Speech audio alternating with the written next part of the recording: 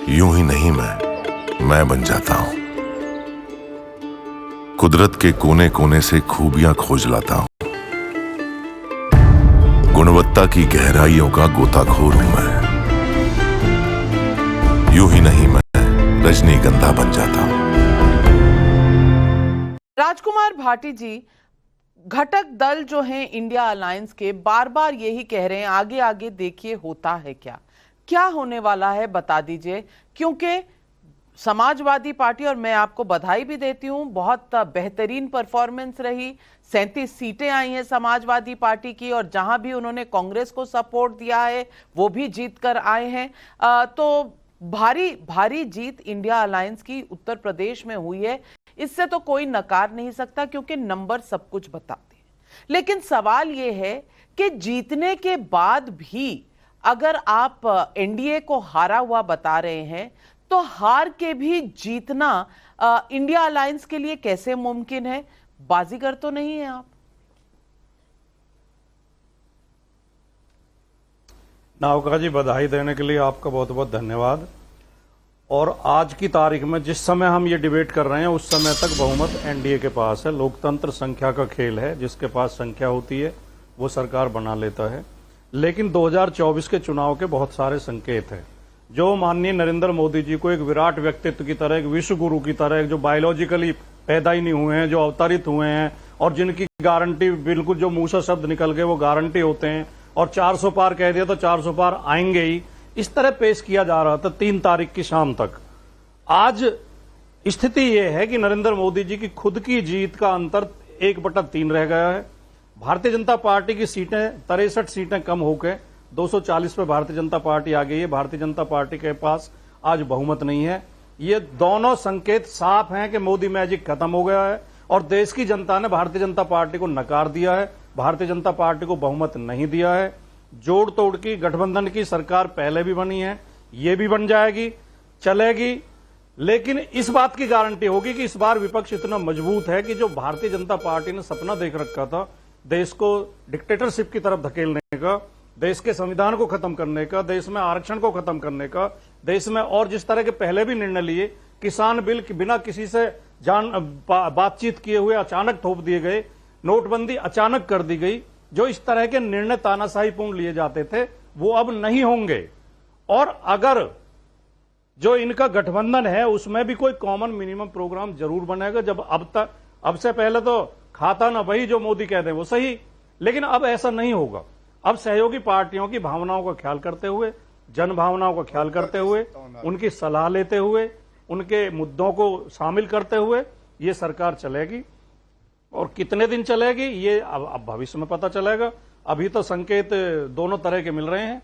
ऐसा नहीं है कि गठबंधन में बिल्कुल कोई दिक्कत नहीं है, गठबंधन के अंदर कई चीजें आ रही हैं, वो धीरे धीरे छन के बाहर आ रही हैं। और बताइए ना, बताइए ना, देखा जाएगा। लेकिन बताइए राजकुमार भाटी जी, आपको किसी का फोन आया गठबंधन में से? हम तो खबरें करते हैं, बताइए कोई खबर। नहीं, मैं नहीं, अगर आपके पास कोई खबर है, ये तो वो 150 डीएम वाली बात मत करिए, 150 डीएम वाली बात मत करिए। बता दीजिए, कोई फोन आया हो, किसी ने आपको कोई पत्र लिखा हो, कोई मैसेज ही भेजा हो तो बता दीजिए। मीडिया के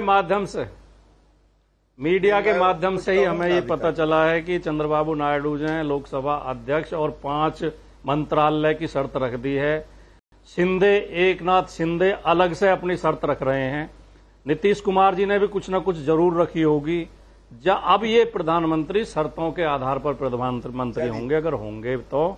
और जो माननीय अटल बिहारी वाजपेयी जी कहते थे, उन्होंने व्यंग में एक बार कहा था, वो बहुत साहित्यिक व्यक्ति थे, बहुत अच्छी भाषा उनकी होती थी, उनके जो हास्यबोध था बहुत अच्छा था, जिसे सभी लोग पसंद करते थे।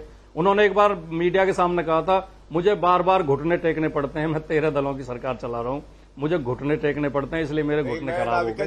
तो मोदी जी की हालत वही रहेगी। अब वो मोदी जी नहीं है जिनको जो बहुत। चलिए राजकुमार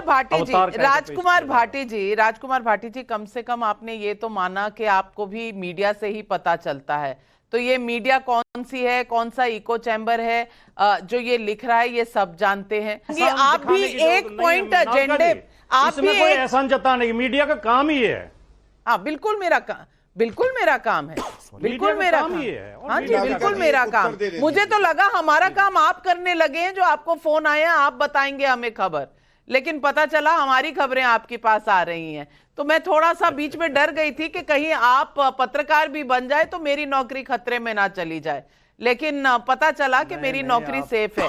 लेकिन बहुत बहादुर पत्रकार हैं, आप डरने वाली हैं ही नहीं, आप डरने वाली हैं। चलिए कम से कम आपने माना तो सही, बहुत शुक्रगुजार हूं आपकी। लेकिन राजकुमार भाटी जी, आपका भी एक पॉइंट एजेंडा था, आपका एजेंडा था मोदी को हराना। मोदी हारे नहीं तो आप भी विफल क्यों गौरव भाटिया जी? नहीं, हमने यूपी में हरा दिया नाविका जी, हम यूपी की पार्टी हैं सबसे पहले और हमने यूपी में हरा दिया। और देखो मैं मोदी का आप ही मैजिक के साथ है, एक बात और घमंड कह है, दूं, ट्रैजिक है 3 महीने तक और मीडिया अभी इनके भी फूट ये के बारे नफरत जो हवा में भरता रहा, मोतियाबिंद पाले एक तरफा हुए माहौल हैं। दिखाता रहा। अभी इन्होंने हर कहा, ओपिनियन पोल मोदी में जी ने कहा 400 है पार, कि 400 400+ कम से कम आएंगी, 50 तो सीट मैं का पूरे इस देश तर्क में का इन्हें उत्तर उतारा देता हूं। एक वरना इनकी 50 वक्तव्य सीटें है, और अखिलेश यादव ये ने 50 सीटें 2022 मीडिया में के कहा खाते में था गिनी जाए, ना कि बीजेपी 300+ आएंगी, आई 111। तो क्या नाविका जी ये नहीं पूछा जाएगा, कहां 300 कहां 111? अखिलेश यादव ने कहा था। अब दूसरी बात देखिए, क्यों ऐतिहासिक है कल का दिन? इसलिए ऐतिहासिक है, जब एक बार आपकी सरकार होती है, आप सत्ता में होते हैं, तो एंटी इनकम्बेंसी आती है। और कांग्रेस पार्टी और सपा से ज्यादा ये कौन जानता है, 2014 से मैं चुनौती देके आंकड़ों के आधार पर कहता हूं, सपा वापस सत्ता में नहीं आई 2017 के बाद। इसी तरह से कांग्रेस किसी भी प्रदेश में सत्ता में दोबारा नहीं आई। नरेंद्र मोदी जी एक बार नहीं 2 बार और अब तीसरी बार सरकार बना रहे हैं। मतलब प्रो इनकम्बेंसी कितनी जबरदस्त है। तीसरी बात, भाई कौन सा घटक दल क्या मांग रहा है, क्या बातचीत कर रहा है, ये तो प्रधानमंत्री का क्षेत्राधिकार है। बेगानी शादी में अब्दुल्ला दीवाना, अरे हमें पता चला है वो मांग रहा है, ये मांग रहा है। भाई जो मांग रहा है या जो दिया जाएगा वो तय करने वाला तो एनडीए है। इसलिए मैं इतना ही कहूंगा, आपकी जीत हुई है, शुभकामनाएं हैं। मैं समझता हूं लोकतंत्र को मजबूत करने में विपक्ष की एक बड़ी भूमिका होती है, उस भूमिका को निभाइए। वोट जिहाद की बात मत करिए जो संवैधानिक नहीं है, ये भी मत कहिए भव्य राम मंदिर का नक्शा खराब है। सकारात्मक भूमिका निभाइए, देश मजबूत होगा।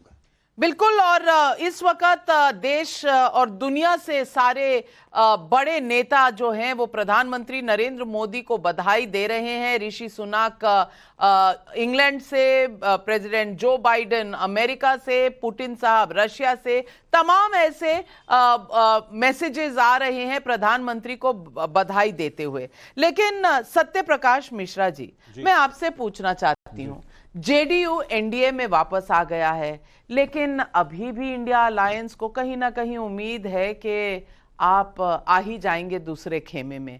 और आपने क्या मांगा, नायडू जी ने क्या मांगा, कौन से महकमे मांगे, ये सब मैसेज क्या राजकुमार भाटी जी की